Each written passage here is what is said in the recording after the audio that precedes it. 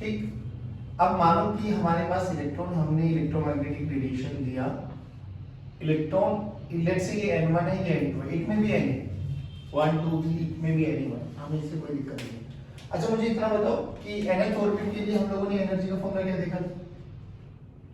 -13.6 z² by n²। अच्छा for hydrogen atom बच्चों,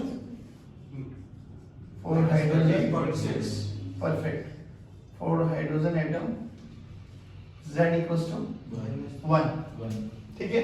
तो हम माइनस इसमें चलेंगे एनर्जी, तो यहाँ पे एनर्जी बोलो कितनी हो गई? -13.6 बाय n1 का स्क्वायर, यहाँ पे कितनी होगी? -13.6 बाय n2 का स्क्वायर। अच्छा this is only for hydrogen, hydrogen like हो जाएगा तो z² भी ऐड ऑन करते चले जाना।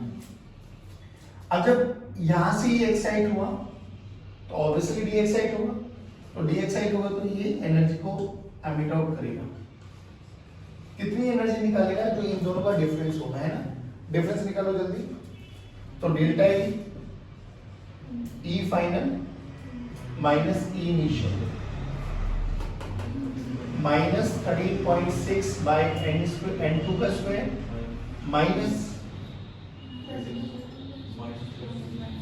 -13.6 बाय n1 का स्क्वायर, ठीक है। ये कितना आ गया? 13.6 1 बाय n1 का स्क्वायर -1 बाय n2 का स्क्वायर। मैं कहता हूँ ऐसे याद मत रखो, आपको क्या याद रखना वो देखो। 13.6 1 बाय, जो लोअर स्टेट है ना वो पहले आएगा, हायर स्टेट बाद में आएगा। तो n लोअर का स्क्वायर -1 बाय n हायर का स्क्वायर। और इन केस आपका ये आंसर नेगेटिव में आ जाएगा तो मोड ले लेना, क्योंकि एनर्जी नेगेटिव में नहीं होगी, उसमें जो भी चेंज आएगा वो हमेशा पॉजिटिव आएगा। और हमेशा निकालने का तरीका क्या है? n लोअर माइनस, ये ध्यान रखना इस चीज का। अच्छा ये डेल्टा ई आया है, अच्छा ये डेल्टा ई आया किसके लिए? हाइड्रोजन के लिए।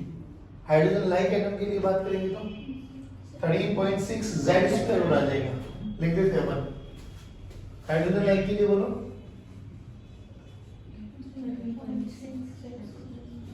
डेल्टा ई किसके बराबर? 13.6 z² 1 बाय n लोअर का स्क्वायर -1 बाय n हायर का स्क्वायर, ठीक है बच्चों।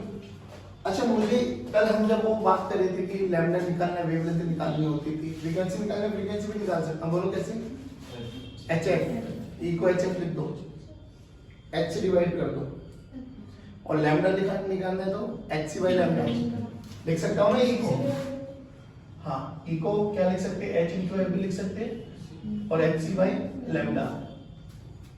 तो जनरली हम लैम्डा कैलकुलेट करते हैं तो लैम्डा का फॉर्मूला देखो, h और c से नीचे डिवाइड कर देंगे तो मिल गया 13.6 z² by h into c 1 by n l का स्क्वायर -1 बाय n हायर का स्क्वायर।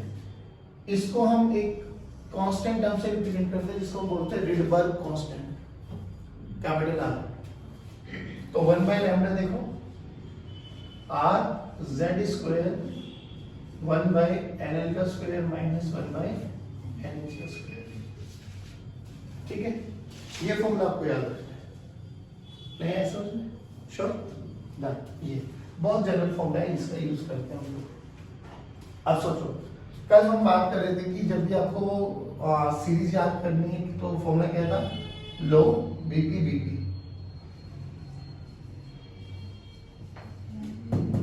Lyman Balmer. अब as far as Lyman series is concern, तो क्या उसके लिए n लोअर हमेशा फिक्स रहेगा? फॉर लाइमन के लिए अपन बोल सकते हैं n लोअर क्या रहेगा? इसके लिए n लोअर 2, ठीक है भाई।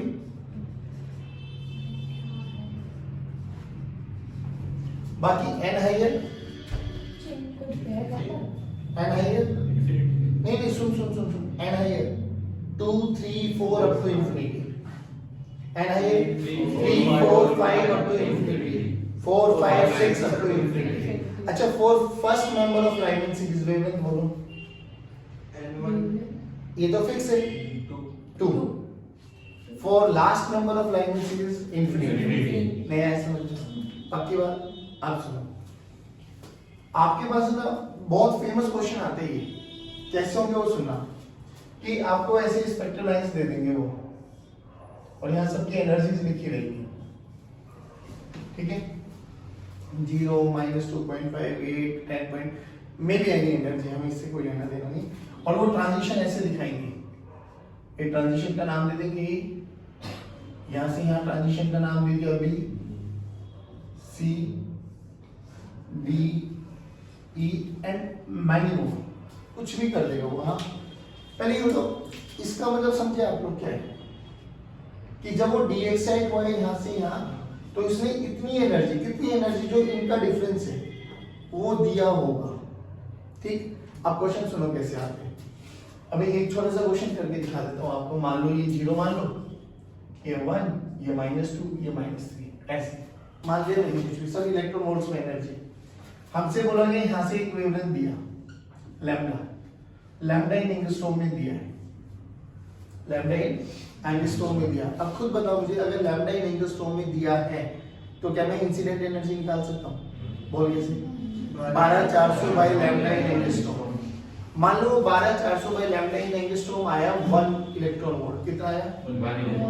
जो ये इंसिडेंट एनर्जी है ना बेटा, जब हमने इसको डिवाइड किया 12400 बाय लैम्डा इन एंगस्ट्रॉम, हाँ, तो ये वाली वैल्यू आई मान लो 1 इलेक्ट्रॉन वोल्ट। बोला गया बताओ कौन सी ट्रांजिशन की कॉरेस्पॉन्ड रिप्रेजेंट करता है? तो बस ये देखो, ये 1 इलेक्ट्रॉन वोल्ट है ना, इनमें से किस एनर्जी का, अच्छा थोड़ा चेंज करते हैं, बोला गया किस एनर्जी के कॉरेस्पॉन्ड ये ट्रांजिशन आपका रिप्रेजेंट कर रहा है। तो ये चेक कर लो, इसमें किसका, किन दो के बीच का एनर्जी की डिफरेंस 1 इलेक्ट्रॉन वोल्ट है, 0 और 1 के बीच का है ना। अरे तो ये क्या है? A, that will be your answer। Simple. आपको ऐसे बहुत सारे ट्रांजिशन देंगे, इंसिडेंट एनर्जी देगा, तो आपको सबसे पहले एनर्जी निकालनी है, उस एनर्जी का जो भी गैप आपको यहाँ पर दिखाई दे जाए वही आपका आंसर है, ठीक है, पक्का। अब हम कुछ क्वेश्चंस करते हैं इनसे रिलेटेड, वेलकम टू बहुत सारे क्वेश्चंस। चलिए, थैंक यू वेरी मच। जय हिंद, जय भारत।